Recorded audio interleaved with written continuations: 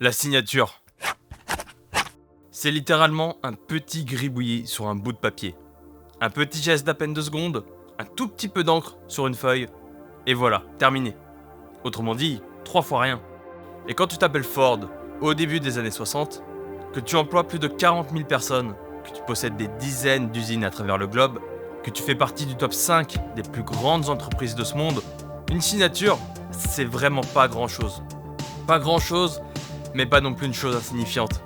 Une signature, c'est très certainement ce qui aurait pu lier Ford et Ferrari pour l'éternité. Deux constructeurs diamétralement opposés. L'un fait de l'automobile un produit industriel, standardisé et accessible au plus grand nombre. L'autre ne voulait même pas en faire en dehors des circuits. Elle devait rester l'engin singulier de l'exploit sportif, uniquement destiné à l'élite de l'élite. Bref, une signature, c'est tout ce qu'il manquait sur la dernière page d'un contrat pour que Ford domine une bonne fois pour toutes le monde de la course. Du moins, c'est ce qu'il croyait. Au lieu de ça, on a eu le droit à l'une des plus légendaires rivalités de l'histoire du sport auto. Mais le truc que vous ne savez sans doute pas, c'est que tout ça là, cette histoire de contrat non signé, de Ford versus Ferrari au Mans, si tout ça existe, c'est peut-être à cause ou grâce à un document que Ford avait justement signé quelques années plus tôt. Aujourd'hui, on va parler d'une histoire qui a très certainement joué un rôle sur l'une des plus légendaires rivalités du sport auto.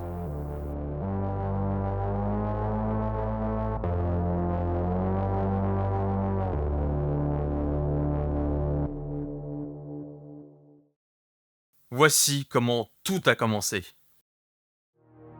Il y a près de 14 milliards d'années, l'univers... Bon, on va peut-être pas remonter aussi loin.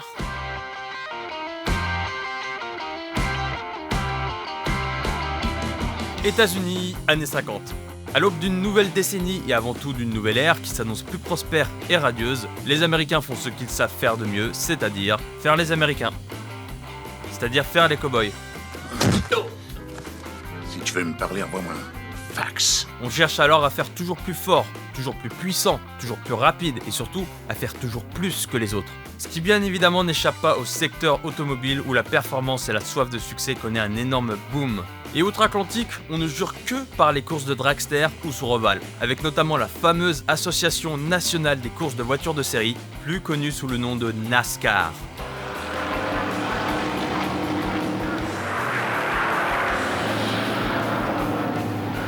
Littéralement des voitures qui tournent en rond.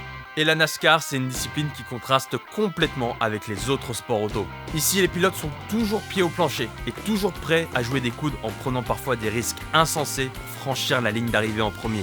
Dernièrement, dans le dernier tour d'une course, on a eu le droit à ça.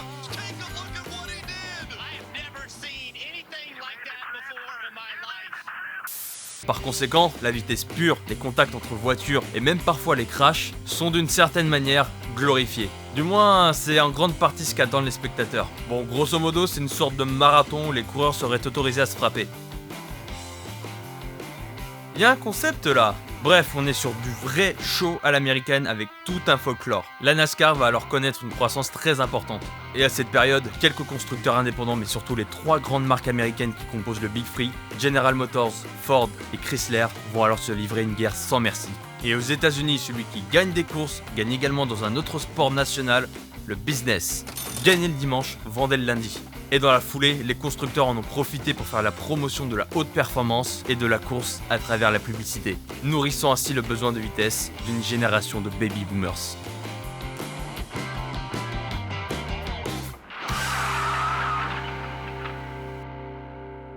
Mais il y avait un petit problème. Les trucs, c'est que pendant ce temps, les standards en matière de sécurité, eux, ne s'amélioraient pas aussi vite, loin de là. Et alors que la vitesse des voitures s'envolait, la dangerosité des courses faisait de même. Et au milieu des années 50, l'image de la course prend un sacré coup dans les dents. La course automobile américaine était confrontée à sa toute première crise existentielle. Pour commencer, il y a eu le drame du Mans 55, qui est un véritable coup de massue pour le monde entier.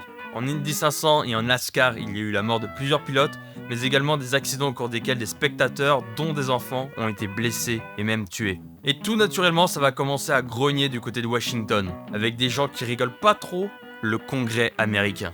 Plutôt que de laisser le gouvernement remettre de l'ordre dans tout le bordel qui est devenu le sport auto dans le pays, eh bien les constructeurs vont justement prendre les devants. Et à cette période, il existait justement un collectif qui représentait cette industrie, l'AMA, ou l'AMA, mais on va dire l'AMA, c'est plus simple. Alors l'AMA, traduction, l'association des constructeurs automobiles. Tout simplement. Tous les constructeurs américains ou presque faisaient partie de ce groupe. GM, Chrysler, Ford, AMC, d'autres marques indépendantes et même des fabricants de camions. D'ailleurs, je précise, mais les constructeurs automobiles américains dans les années 50-60, c'est littéralement les rois du monde. General Motors, c'est tout simplement la plus grande entreprise de la planète. Et un beau jour de printemps 57, autour d'un petit buffet, une trentaine de constructeurs vont se réunir pour justement discuter de ça, de la dangerosité des courses, de la sécurité, etc. Et le 6 juin 1957, l'AMA décide d'adopter une résolution de sécurité, déclarant pour faire court que les courses ou toute promotion de la performance était désormais immorale. Alors selon les sources, certains parlent d'un véritable accord signé, pour d'autres ce serait plus une sorte de gentleman agreement. Bon, quoi qu'il en soit, c'est officiel, les constructeurs américains se retirent de la course auto. Voilà. Terminé. La NASCAR, tout ça, c'est fini. Fin. Wow, les droits d'auteur là. Bon, alors comment dire ? Alors déjà pour commencer, l'AMA c'est juste un collectif. C'est pas un organisme doté d'un réel pouvoir capable de forcer les entreprises à fermer des programmes. Non. Bah ouais, parce que cette résolution finalement ça se résume à dire arrêtez de vendre autant, putain. Donc accord signé ou non. Alors oui, c'est vrai, il y a quand même quelques constructeurs qui vont respecter cet accord. Comme AMC qui va monter au créneau et établir toute sa communication autour de ça justement. Avec notamment cette affiche qui fera pas mal parler à l'époque. The only race Rambler cares about is the human race. Race la course, race la race. T'avais compris ? Oui, en français ça marche pas du tout. Bref, d'un côté certains vont commencer à s'aligner, mais de l'autre, il y en a quelques-uns qui vont commencer à faire des magouilles, dont une petite entreprise un peu méconnue du nom de General Motors. Je sais pas si ça vous parle. Et dans ce domaine, ils sont plutôt efficaces. Quelques mois avant l'accord, GM avait créé une entreprise appelée Sedco, qu'ils vont justement fermer pour faire bonne figure. Le but de cette entreprise, Sedco, c'était de transformer des Chevrolet 150 en véritables NASCAR ultra dominantes, qui étaient surnommées les Black Widow. Bon, c'était ni plus ni moins qu'un préparateur finalement. Bon, c'est bête de fermer une entreprise aussi jeune, mais au moins, il joue la carte de la sécurité. Et ça, c'est le principal. Voilà, ça c'est ce que pensait à peu près tout le monde à l'époque. Le véritable but de cette entreprise maintenant, c'était de rédiger un manuel qui expliquait en détail comment créer des Black Widow. Et évidemment, derrière, de le distribuer à des centaines de garages et d'écuries. Et quand un client était chaud, GM envoyait toutes les pièces nécessaires pour la transformation. Et comme prévu, les Black Widow, du moins leurs clones, ont dominé la saison 57 de NASCAR. Mais bien évidemment, ça ne s'arrête pas là. Toujours chez General Motors, au milieu des années 50, il y avait une division qui tirait un peu la langue. Cette division, c'est Pontiac. Alors pour résumer, les Pontiac à cette époque, c'était le genre de caisse qui provoquait ce type de réaction. Bref, c'était pas la fête et en 56, l'équipe est remaniée avec un nouveau directeur à sa tête, Bunky Knudsen. Et lui, comment dire, il va pas se prendre la tête et surtout pas prendre la peine de se cacher. La course. Bunky, il va aller chercher des ingés à droite à gauche et monter toute une équipe spécialisée dans la performance qu'il va nommer le Super Duty Group. Les mecs vont bosser comme des dingues pendant des années jusqu'à temps que ça marche. En NASCAR, ils vont progressivement monter en puissance jusqu'à dominer absolument tout en 61. Bien sûr, l'AMA va pas être contente, elle va ouvertement critiquer le comportement de Pontiac. Réponse de Bunky : au diable ces gars-là, j'ai une division à sauver, nous allons courir. Et c'est ce qu'il a fait. Alors évidemment, il n'y aura pas que ça, en coulisses ça va financer des écuries, des pilotes, etc. Dans le même temps, Chevrolet va par exemple booster sa Corvette aux stéroïdes. Et à part AMC, peut-être d'autres constructeurs qui vont exprimer leur mécontentement, mais qui vont tout de même continuer à appliquer à la lettre cette résolution, le reste des constructeurs, il s'est endormi. Alors soit ils en avaient rien à faire, soit ils faisaient des magouilles, soit les deux. Et puis en vérité, tout le monde l'interprétait à sa manière, c'était la bonne excuse. Ah non, mais on n'a jamais dit d'arrêter la course, juste d'en faire la promotion. Nous en NASCAR, ah non, faites erreur. Non, c'est des écuries privées qui utilisent nos modèles, nous on n'y peut rien. Attendez, on peut toujours fabriquer des voitures performantes, non ? Enfin, je demande, c'est pour un pote. Donc Chrysler fera à peu près la même que General Motors, mais à une moindre échelle. Et du Big Free, il reste Ford. Qui hiberne. Alors vous vous demandez sûrement pourquoi Ford ne copiait pas tout simplement les autres. Pourquoi c'est le seul du Big Three à jouer un peu le jeu finalement. Eh bien faut savoir que Ford à cet instant, ils sont un peu dans la sauce. Ils subissent déconvenus sur déconvenus. Alors déjà en 57-58, il y aurait une brève récession économique. Alors je suis pas expert en économie, mais grosso modo, les US vont mettre en place une politique monétaire très restrictive. Ce qui va avoir pour conséquence d'augmenter brutalement les taux d'intérêt. Forcément, les gens n'étaient plus très chauds pour emprunter de l'argent, donc le prêt pour ta nouvelle bagnole là. Salut mon... Et donc globalement, les ventes, elles chutent. Bon, ça vous allez me dire que c'est pour tout le monde, mais le truc c'est que ça va particulièrement impacter Ford. Bah ouais, pas de bol, car il venait tout juste de lancer Edsel, une toute nouvelle marque de bagnole qui en plus de ça n'a pas convaincu le public. Le flop est monumental, une vraie catastrophe. Ça a duré quoi, 4 ans à peine. Et rien qu'à cause de ça, ils auraient perdu l'équivalent de 2 à 3 milliards de dollars d'aujourd'hui. Donc ouais, une bonne petite claque. Et ça ne fait qu'empirer, car Lincoln, sa marque de luxe, est en perte de vitesse. Trop de choix, trop grand, trop cher, les modèles 58 et 59 n'ont pas été à la hauteur des attentes. Il était devenu impératif de réduire la gamme, et de réduire légèrement la taille des Lincoln aussi. Et ça, Ford a mis un petit peu de temps à le comprendre. En 58, Ford était tellement dans la sauce que ses marques Lincoln et Mercury risquaient réellement de disparaître. On envisageait même de réduire Ford à sa marque éponyme. Et surtout à cette période, le directeur de la division Ford, c'était lui, Robert McNamara. Un mec qui dans le milieu était souvent considéré comme une couille molle. Ouais. Bon, à vrai dire, McNamara, c'était pas un véritable passionné d'automobile, c'était plus un bureaucrate, une personne qui s'appuyait avant tout sur des chiffres pour prendre des décisions.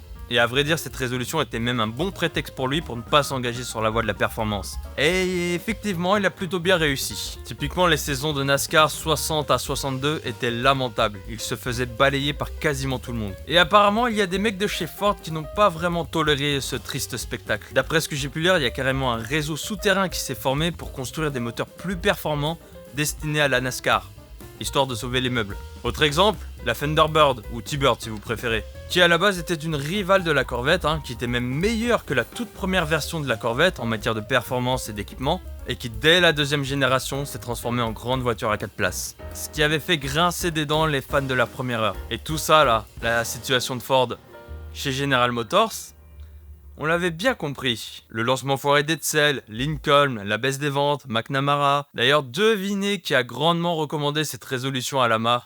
Arlo Curtis, le PDG de General Motors à l'époque. Le culot! Alors, ça n'a jamais été prouvé, mais certains ont perçu cette résolution comme un stratagème de Chevrolet, histoire de l'imposer à Ford pour les casser encore plus, voire carrément les enterrer. Alors, mission réussie ou pas? Spoiler, non.